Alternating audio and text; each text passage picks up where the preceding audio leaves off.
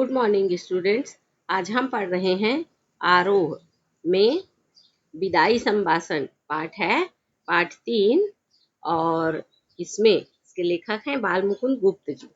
विदाई संभाषण जो कुछ अलग सा शीर्षक लग रहा है, वास्तव में विदाई माने बिछुड़न, किसी से विदा होकर जब दूर चले जाते हैं।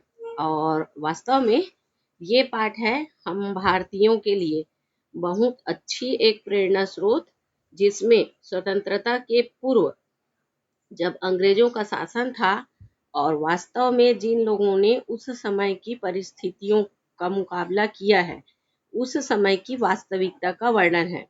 निश्चित ही ये पाठ हम भारतीयों के लिए एक प्रेरणा स्रोत है, जिसमें विदाई बताई गई है एक अंग्रेज अफसर की। और वास्तव में ये हम भारतीयों की भावनाओं को हम महत्व देते हैं जीवन में, समय का जो हमारा महत्व होता है उसके ऊपर है। जो लिखना था वह लिखा गया। अब खुलासा बात यह है कि एक बार शो और ड्यूटी का मुकाबला कीजिए। ये प्रसिद्ध रचना है बाल मुकुंद गुप्त जी की, शिव शंभू के चिट्ठे में से है ये, जिसके अनुसार कहा गया है कि जो लेखन माने लिखने वाले की भावना स्वयं की होती है, जिसे लिखते समय उन भावनाओं को वह संजोता है और हम पढ़ते समय उसमें अपनी किन भावनाओं को जागृत कर पा रहे हैं।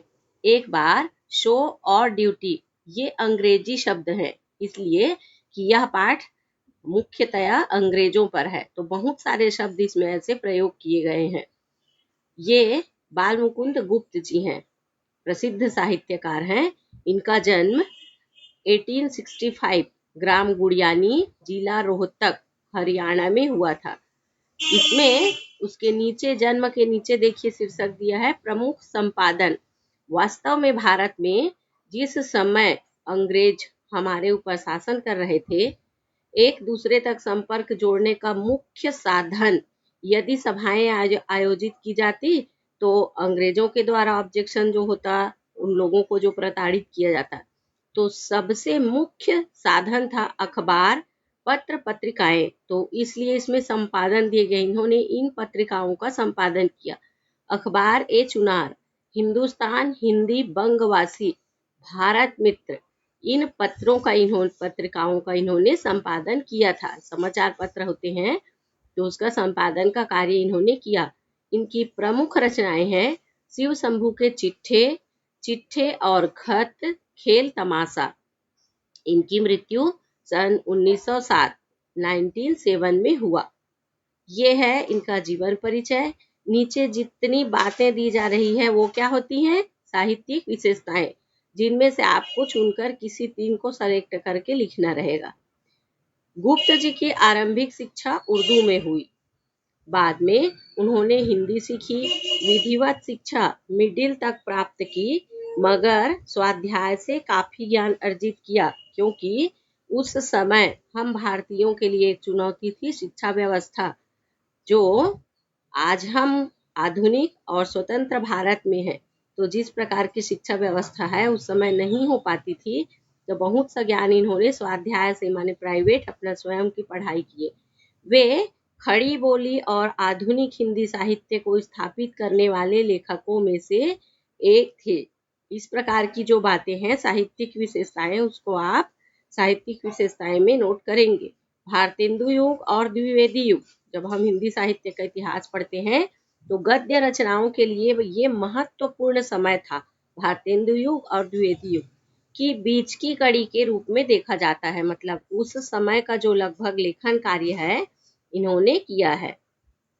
बाल मुकुंद गुप्त जी राष्ट्रीय नव जागरण के सक्रिय पत्रकार थे, माने लोगों को प्रेरणा देने के लिए जो पत्रकारिता करते थे उनमें उनकी अभिन्न भूमिका रही। उस दौर के पत्रकारों की तरह वे साहित्य सृजन में भी सक्रिय रहे, माने जो बहुत पुराने समय की रचनाएं केवल जिसमें कविताएं होती थी, तो उसके स्थान पर गद्य को महत्व देकर साहित्य सृजन माने नए नए साहित्यिक रचनाएं की। पत्रकारिता उनके लिए स्वाधीनता संग्राम का हथियार थी। ध्यान देंगे, स्वाधीनता संग्राम का हथियार, माने स्वाधीनता संग्राम जो हम स्वतंत्रता के लिए लड़ाई लड़ रहे थे, उसमें पत्रकारिता हथियार का काम कर रही थी। क्यों? क्योंकि लोगों से संपर्क साधने के लिए वास्तव में जिस चीज की आवश्यकता थी वो पत्र पत्रिकाएं ही थी। यही कारण है कि उनके लेखन में निर्भीकता हर तरह से मौजूद है, पूरी तरह से मौजूद है। साथ ही उसमें व्यंग्य विनोद का भी पुट दिखाई पड़ता है, क्योंकि अंग्रेजों के साथ सामंजस्य भी बनाना था। एकाएक तो अंग्रेजों को हम नहीं भगा सकते थे। भारतीयों में विश्वास भी दिलाना था कि हम यदि संघर्ष करेंगे तो निश्चित ही हमारा भारत स्वतंत्र होगा। तो जो निम्न स्तर के लोग थे उनको विश्वास दिलाने के लिए उसी प्रकार के शब्दों का भी प्रयोग करना पड़ता था। अनिस्थिरता शब्द की शुद्धता को लेकर उन्होंने महावीर प्रसाद द्विवेदी जी से लंबी बहस की थी, क्योंकि स्थिर माने स्थिर है और अनिस्थिर माने जो स्थिर नहीं है। तो उस शब्द की शुद्धता माने क्या होना चाहिए। जैसे उपयोगी है, उपयोगी के साथ यदि अन जोड़े तो अनुपयोगी, उसी प्रकार से इस शब्द पर उन्होंने बहस किया था। विदाई संभाषण जो हम अभी पाठ पढ़ने वाले हैं, उनकी आरंभिक चर्चित व्यंग्य कृति जो आपको पहले रचना में बताया गया शिव शंभू के चिट्ठे का अंश है। ऑब्जेक्टिव क्वेश्चन के लिए ध्यान देंगे, यह कौन सी रचना से ली गई है? शिव शंभू के चिट्ठे। यह पाठ वायसराय करजन, जो उस समय अंग्रेजी शासन था, तो जो पद होता था 1899 से 1904 तक और 1904 से 1905 तक, माने एक वर्ष के लिए उनका कार्यकाल और भी रहा था। 2 बार वायसराय रहे। जैसे अभी पोस्ट होता है कलेक्टर, पटवारी, तो ऐसे ही ये समझ जाइए उस समय का उनका पोस्ट था। के शासन में भारतीयों की स्थिति का खुलासा करता है कि किस प्रकार भारत में अंग्रेजों का शासन था और वास्तव में भारतीयों की तब क्या स्थिति थी। उनके शासन काल में विकास के बहुत सारे कार्य शुरू हुए। चूंकि 2-4 वर्ष की बात नहीं थी, लंबे समय तक अंग्रेज शासन कर रहे थे। तो जहां पर भी यदि कोई शासक शासन कर रहा है तो उस जगह माने उस राष्ट्र की उन्नति का दायित्व तो किसके ऊपर होता है? शासन के ऊपर।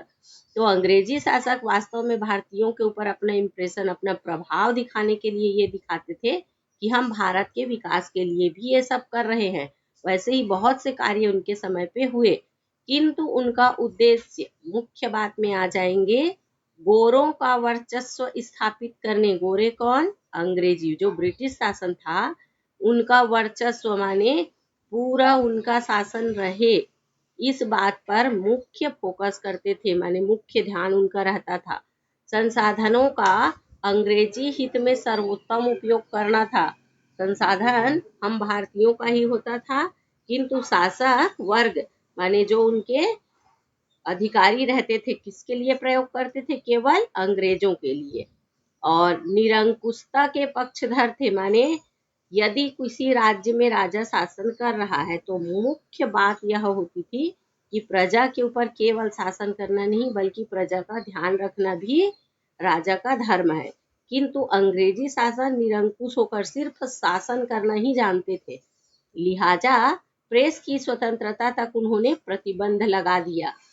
प्रेस की स्वतंत्रता माने, चूंकि जैसा कि आपको अभी पहले बताया गया, मुख्य संसाधन एक दूसरे से जुड़ने का पत्रकारिता ही थी। तो प्रेस माने जो ऐसे हम अभी स्वतंत्रता पूर्वक छाप पाते हैं, सब तक न्यूज़पेपर पहुंच पाता है, उस पर भी प्रतिबंध लगा दिया जाता था। अंततः काउंसिल जो कमेटी होती थी, मनपसंद अंग्रेज सदस्य नियुक्त करवाने के मुद्दे पर, ये बहुत ध्यान पूर्वक सुनेंगे, किसके ऊपर है यह पाठ? Viceroy Lord Curzon. तो कर्जन इतनी मनमानी तो कर रहे थे किंतु उनके खिलाफ कुछ भी नहीं हो पा रहा था। अब बात ये हुई कि अंग्रेज सदस्य जो होते थे तो अपने मन पसंद माने जिसकी उन्होंने सिफारिश की थी उसकी उन्होंने नियुक्ति करवानी चाहिए, और उनकी सिफारिश को न मानने पर अपने से ऊपर जो अधिकारी थे उनके साथ उनका अनबन हुआ। क्षुब्ध होकर उन्होंने इस्तीफा दे दिया और इंग्लैंड वापस चले गए। इसलिए उनकी विदाई पर ये पाठ है, विदाई संभाषण की। जैसे निश्चित समय के बाद कोई चला जाता है तो वैसे ही वो शासन तो किया, और अंग्रेजों के ऊपर इतने दिन तक अंग्रेज जो इतने दिन तक शासन कर रहे थे, एक अधिकारी के रूप में रहे, किंतु जाते समय उनकी क्या स्थिति थी, इस पर पाठ है विदाई संभाषण।